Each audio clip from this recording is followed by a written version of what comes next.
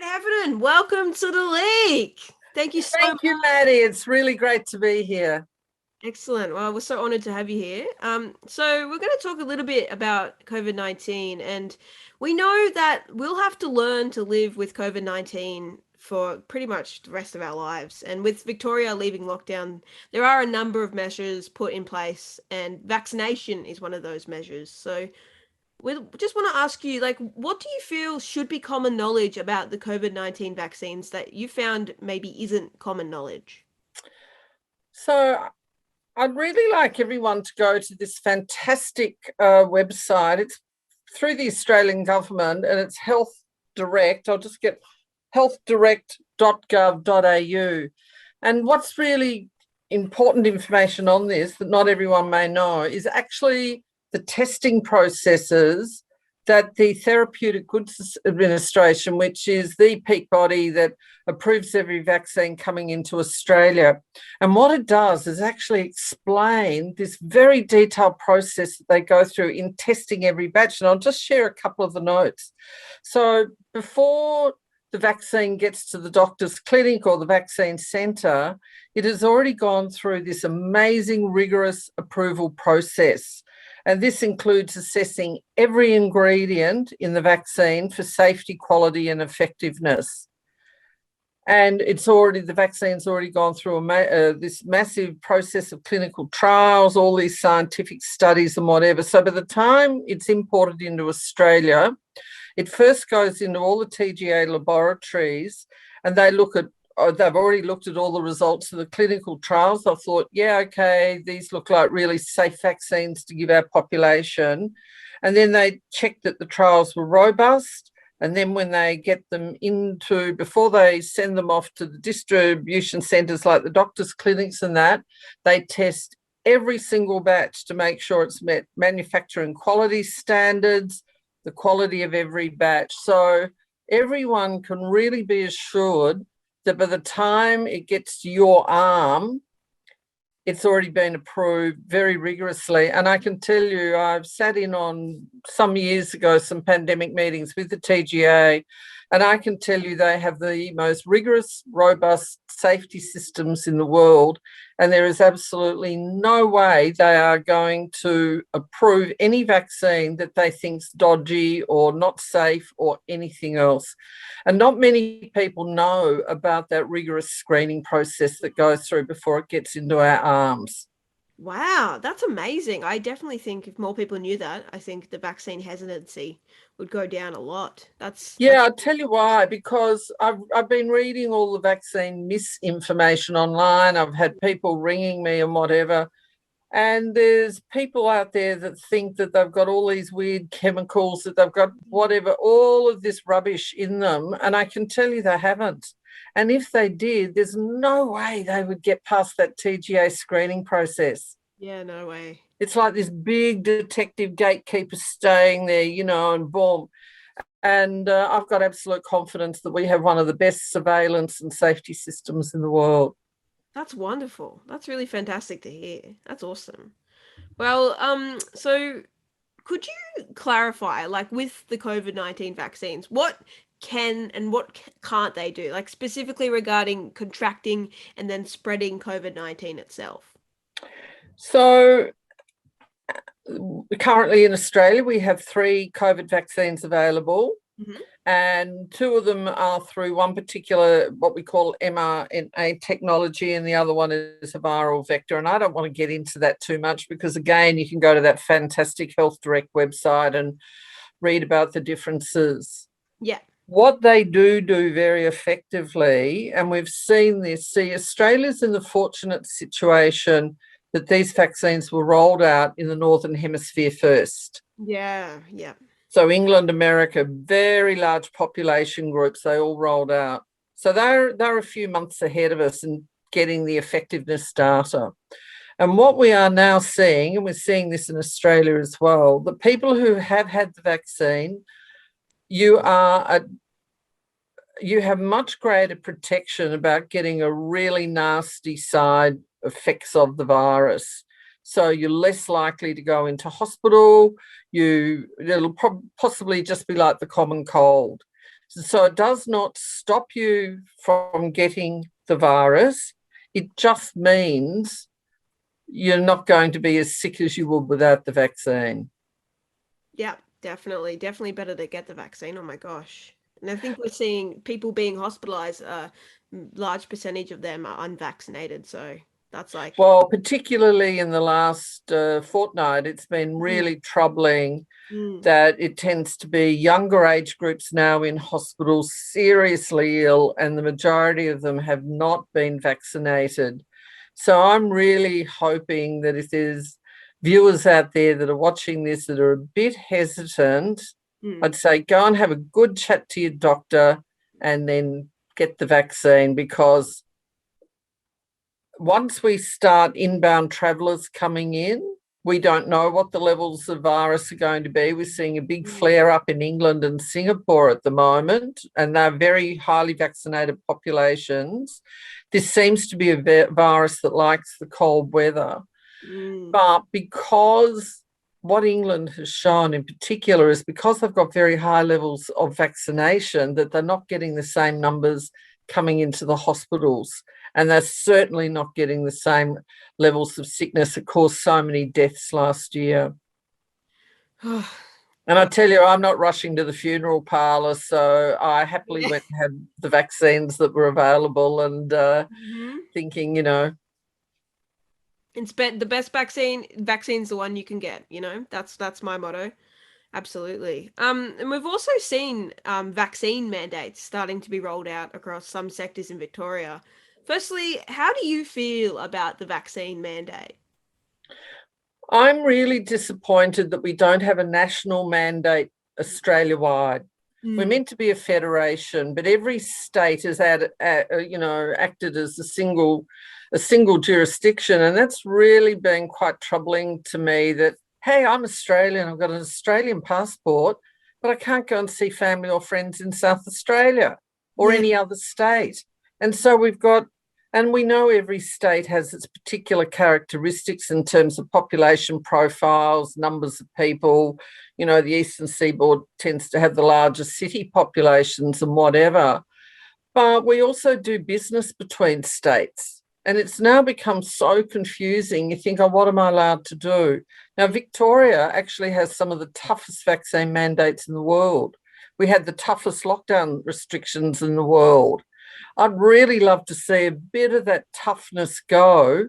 Mm. And of course, now we're seeing in Victoria that authorised employees must have the vaccine. And I think we've got to be really cautious and sensitive that we don't want to set up too many divisions in society between the haves and the have-nots. I mean, there's already enough divisions that go on around economic factors, education factors, and whatever. But now it seems to be about whether you're vaccinated or non-vaccinated. And I think that's a very troubling discourse. It's conversations that are starting to happen. I can understand why the government may want to protect us around, particularly if we're in industries like I am in education and universities, where you've got huge numbers of people congregating on any one day. But I think, in the other hand, we've got to make sure that it doesn't lead to setting one group up against another. Oh, I definitely agree. Absolutely. And I think we've seen different members of the community react differently. So, how do you feel different communities have reacted to the vaccine mandate? Well, one is always at risk of generalising. Yeah. But my research, I'm a behavioural research, and I look at the communication. So I did a lot of research around the introduction of the human papillomavirus vaccine that was Mm, given to adolescents that now stop a lot of the HPV diseases and cancers to both girls and boys. And I work very closely with Indigenous populations, and then one of our migrant groups here in Victoria, and also Aboriginal populations in Northern Territory. And it all gets down to education. And I think one of the missteps that both Australia and Victoria made, and of course, you know, in any pandemic, even though you've got a certain level of preparedness, in this particular case, I think we were all taken by surprise. And so then when we saw the massive numbers of people who are presenting really, really unwell, and then we're looking at what capacity do we have in our hospitals to manage in, the intensive care units, the hospital wards, what's our workforce capacity and whatever. Obviously, the restrictions were put in place as what they were. And, we could sit here for an hour and look retrospectively. However, what they misstepped was around the public education. And I don't think they included community, the cultural leaders and the religious leaders in the planning of how they were going to approach the strategy of, number one, with hygiene and protecting them in the first place, and secondly, with the vaccination, because they know what their cultural values are around vaccination and health prevention and whatever. And had we listened more closely, it may have diffused a lot of the fear and tension that's been going on. Oh, man, everything, hindsight's 2020, isn't it? Oh, so disappointing, but we can definitely do better in the future, I hope. I think we have to, and I'm really hoping that we're very mature about having a full review about how we in Victoria, and that's industry by industry, and then a population and society as a whole, how we responded, and then also Australia-wide, how we responded, what was the impact of the different states having their own approaches, and for goodness sake, let's get some planning in, because as the experts all say, this isn't going to be the last pandemic that comes in. Oh, no. Let's hope so, but we've got to be able to avoid a lot of the missteps, pick up on the strengths. What do we do well? Yeah. What do we do differently next time? Absolutely. Learn from history for once, hey? Yeah. So, oh my goodness, we're learning so much. This is so wonderful. Thank you so much. So with Victoria leaving lockdown, what advice would you offer Victorians who will now be interacting with unvaccinated and partially vaccinated and, of course, fully vaccinated people? Because I understand there are some anxieties about going out into the world knowing that you're going to be... Yeah, I think in the community at the moment, and I'm certainly seeing and hearing this from my range of networks, is you've got the full range of emotions about coming out of lockdown. Yeah. But I think basically we have to be robust and resilient. We have to maintain that, because our resilience, particularly in those age groups that had not had major crisis or shock before, and that tended to be in our younger people, including children and, and in our 20s, 30s, because you've never experienced a major drama like this. Yeah. Older generations have lived through wars and financial, lots of things, and dealt with it, I think, quite differently. So resilience, we have to build that. We have to be very resourceful. What have we got at the moment that we can still live well by and continue to build a good life with? So let's be resourceful with what we've got. And of course, as we've seen over the last 18 months, some amazing innovations have come out. All of a sudden, there were so many. It was the best tech upskilling of all time for many, many people who might have thought, I'll go and do it. All of a sudden, we've become expert on all these technologies that we didn't have. And out of that, on how do we still get access to things we're missing because they're all being locked down? Well, let's be a bit resourceful. And we saw all these new processes and systems work up. So I think that resourcefulness is going to hold us in good stead if we can maintain the momentum. I think we need to be very respectful of each other. And I think we've got to be very cautious. What difference is it going to make if you're vaccinated or not? For example, if you're going into a cafe, because you can still transmit the virus, but in lower doses. So it doesn't matter. But what the vaccine is really important for is protecting your health and making sure you don't die from COVID, basically. Yeah. But to now put the onus on, and I'm thinking of small businesses here, would you like to be the door person checking everybody's, and that's a big privacy issue, that I'm showing a total stranger my health record, Mm. proof of vaccination and all of this. So, and I can understand why they're doing it now because they're trying to protect us. But I think it's a big discussion we need to have as a society of what is reasonable, because there's all the freedom of information, there's all the privacy debates. We're setting one up against the other, that if you're not vaccinated, you can't come and enjoy this part of the social fabric of life or come to any group gathering or whatever. And you have to pause and think, well, that level of coercion isn't going to make the vaccine hesitant, rush in and get a vaccine necessarily. Mm. And I'm not even going to